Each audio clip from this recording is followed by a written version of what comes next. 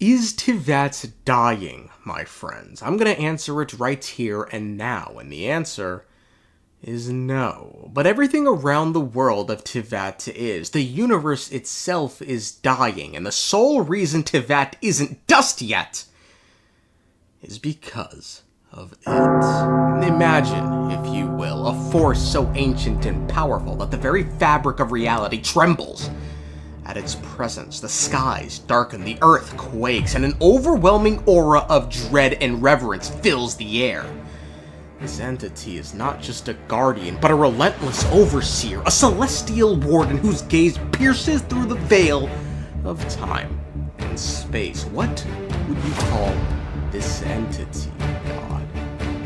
No. A title such as that, while relevant, doesn't fully capture what we're dealing with here. This is a being with a title. A being that was here from the beginning. A being that came alone. This is a being that is something. A being from which everything originates. And this being is most certainly a being that comes from a place that isn't here. Only when these 8 keys are put together can we even hope to understand what we're dealing with here. And it's the Primordial One, a progenitor god hailing from beyond the stars! Because you want to talk feats, let's talk feats. Because unlike a certain someone who's gassed a kingdom come with the same amount of feats as this nigga, it has feats. It has the greatest feats. It has traveled space and time, descended from beyond the sky, vanquished the sovereigns not once, but twice despite being outnumbered and on foreign territory. It's created humanity. It sent down those fucking nails. It created the 4 shades, but most importantly, it's keeping Teyvat afloat all by itself. And while it's getting its well-deserved rest on that golden paradise in the sky, what are the disobedient children doing down below? They're attempting to leave, head up the proverbial stairs, and out of the house. Well, they may not like what they find at the top of the stairs.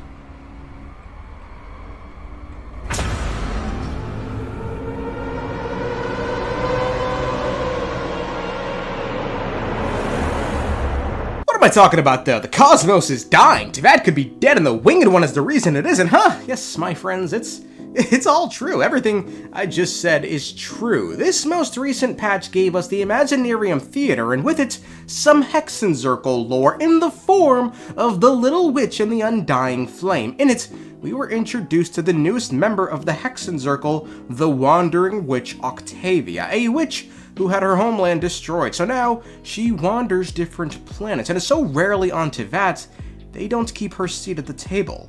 Well, in one of her rare returns to the world of Teyvat, she revealed some disturbing news to the Little Witch. Quote, "The entire cosmos is going to die soon. Things peaked, but not long ago, and are about to go south very fast." Octavia was sitting in a yard swathed in flowing sunlight, pouring tea into the teacups she and the Little Witch loved most. The Little Witch pulled up a chair and sat in it. "You returned so suddenly," she said. "We didn't even prepare a chair for you. You're probably sitting in the old witch's chair now. Many stars across the cosmos have gone out.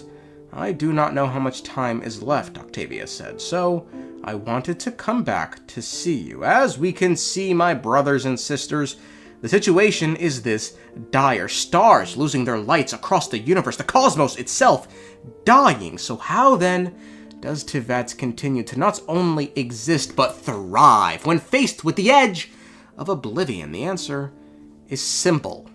The Primordial One. It is said when Phanes was born, it was from an egg, and it was using this eggshell that it placed a grand shield around the entirety of Teyvat, and in doing so, saved it. Quote, "The Primordial One may have been Phanes. It had wings and a crown, and was birthed from an egg, androgynous in nature. But for the world to be created, the eggshell had to be broken. However, Phanes, the Primordial One, used the eggshell to separate the universe and the microcosm of the world." Mind the phrasing here. Phanes separated the universe, or cosmos, and the microcosm of the world, or Teyvat. Now, why then would Phanes want to separate Teyvat from the cosmos? We very well may now know the entirety of the answer. Before, we assumed it was simply because Fanes didn't want outsiders to enter the world and wreak havoc, like, say, the all-devouring narwhal, whose description plainly states, quote,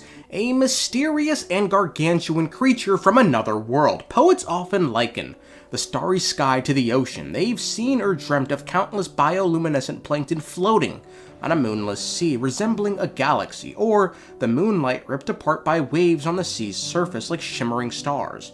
In the most fantastical stories or outrageous lies, the stars found in the depths of the cosmos might be teeming with life much like Teyvat, and the universe itself is akin to an ocean. Realistically speaking, however, if a profound universe full of life exists, why hasn't any of that life made contact with Teyvat?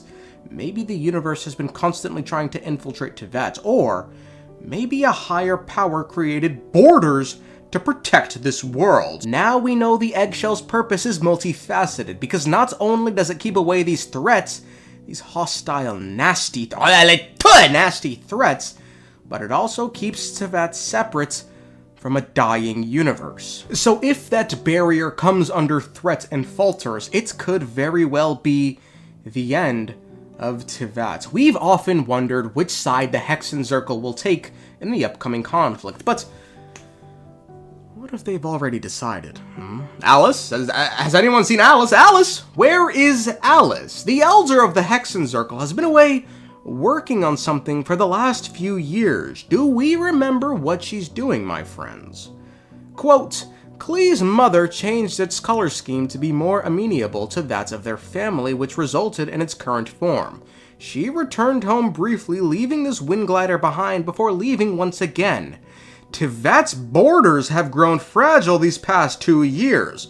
Looks like Mommy's going to have to get busy. Well, now, isn't that interesting? The Elder of the Hexenzirkel has taken it upon herself to upkeep the borders of Teyvat made by the Primordial One. Because as one who's ventured off-world, she knows what lies beyond the border. Now compare that to these reckless and sheltered fools who've never even left the continent of Teyvat. We can very clearly see whose actions are backed by logic versus those who's backed by emotions. Now, how does Natlan tie into this? Well, it's quite simple, my friends. The last time the barrier was broken was when that bastard crackhead Dragon King Nebula came back souped up